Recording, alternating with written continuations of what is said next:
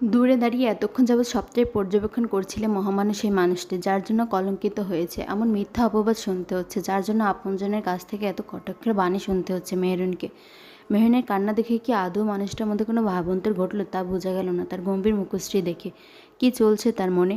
মেহেরুন তার মায়ের পায়ের কাছে বসে না থেকে সেই মহামানব মানুষটির কাছে ছুটে গিয়ে শক্ত হাতে তার কলার চেপে ধরে দাঁত কিরমির করে বলে, কেন মিথ্যা অপবাদ দিলেন আমার নামে মিস্টার আব্রাহাম খান আদ্রিস? কেন আমার থেকে আমার পরিবারকে আলাদা করতে চাইছেন আপনি? আমার চরিত্রে কলঙ্কের দাগ দিলেন কেন? আপনি সবাইকে সত্যি বলে দিলেই তো সব মিটে যেত। তাহলে মিথ্যার আশ্রয় কেন নিচ্ছেন? কি লাভ হচ্ছে এতে আপনার? কি হলো, চুপ করে আছেন কেন আপনি? আমার প্রশ্নের জবাব দিন। দোতলার করিডোরের দিকে তাকিয়ে বাঁকা হাসে আদ্রিস। মেহরিনের দিকে মুখ ফিরে মুখটা পুনরায় গম্ভীর করে নেয় সে। শক্ত হাতে মেহরিনের হাত চেপে ধরে কলার থেকে ঝাড়ি মেরে সরিয়ে দেয় হাতটা। কলার ঝেড়ে মেহরিনের কানের কাছে মুখ নিয়ে ফিসফিস করে বলে, তোমার কোনো প্রশ্নের জবাব দিতে বাধ্য নয় এই আবৃষ খান আদ্রিস।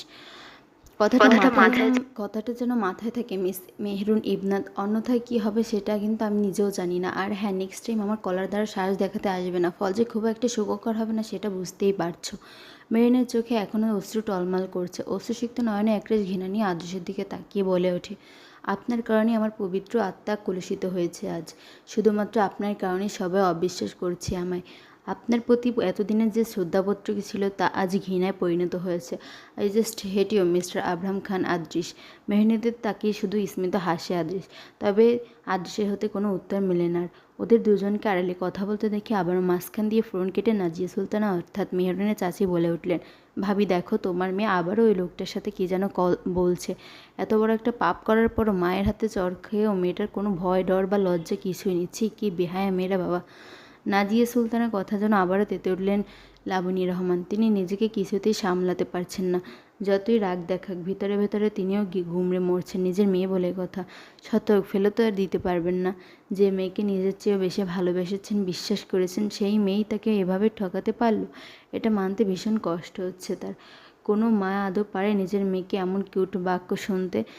সেখানে তো নিজের চোখে দেখেছেন। তিনি নিজেকে এই মুহূর্তে কিভাবে সামলাবেন তা জানা নেই তার। ক্লান্ত লাগছিল বলে চোখের পাতা একটু লেগে এসেছিল। হঠাৎ বাড়িতে তো হইহুল্লোড়, চিৎকার চেঁচামেচি শুনে ধরফড়িয়ে উঠে দ্রুত রুম থেকে বেরিয়ে আসেন মেহনত আকবর। সিঁড়ি বেয়ে মেহনত আকবরকে নামতে দেখে দৌড়ে গিয়ে ঝাপটে ধরল মেহরুন। বাবার বুকে মাথা রেখে ফুপিয়ে ফুপিয়ে কেঁদে ওঠে। কাঁদতে কাঁদতে ইতিমধ্যে তার নাকের ডগা লাল হয়ে গেছে। নাক টেনে টেনে বলল, সবাই অবিশ্বাস করলেও তুমি অন্তপক্ষে বিশ্বাস করো আমায়। বিশ্বাস করো, তোমার মেয়ে এমন নিকৃষ্ট কাজ করতেই পারে না বাবা। মেহনত একবার মেয়ের মাথায় হাত বুলিয়ে দিলেন। তিনি আসলে বুঝতে পারছেন এখানে হচ্ছেটা কি। তবুও শান্ত গলায় বললেন, কী হয়েছে মা, তুমি কাঁদছো কেন এভাবে? আর এত হইহুল্লোড় কেন বাড়িতে? মেহরুন কিছু বলার পূর্বে নাজিয়া সুলতানা পাশ থেকে বলে ওঠেন, বড় ভাই এই মেয়ে যা করেছে তা মুখে আনার মতো না। ছি ছি, কি লজ্জা, কি লজ্জা। ভুরু কুঁচকে ফেললেন মেহনত একবার। হঠাৎ দূরে থাকা আগন্তুকের দিকে নজর পড়তে তিনি বলে উঠলেন, আদ্রিস বাবা, তুমি এখানে?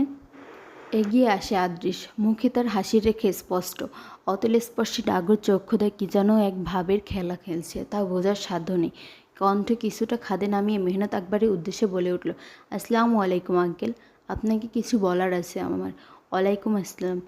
সে তো বলো, কি বলবে? আপাতত সবার সামনে আপনার সাথে কথা বলতে চাচ্ছি না আমি। তিনি আর কোনো কথা না বাড়িয়ে আদ্রিসকে নিয়ে বাগানের দিকে চলে যান। এদের চলে যাওয়ার পরে কিছুক্ষণ তাকিয়ে রয় মেহরুন। কারো মুখে যেন একটি রাও নেই। রুমে যেন এখন পিনপন নীরবতা বিরাজ করছে। এ যেন বড় কোনো ঝড়ের পূর্বাভাস। কিছুক্ষণ বাদেই দুজন হাজির হয়। দুজনের চোখ মুখ দেখে বোঝার উপায় নেই। মেহনত একবার কিছুক্ষণ গম্ভীর দৃষ্টিতে তাকিয়ে রইলেন মেহরুনের দিকে। তিনি এই মুহূর্তে একটা কঠিন সিদ্ধান্ত নিতে চলেছেন।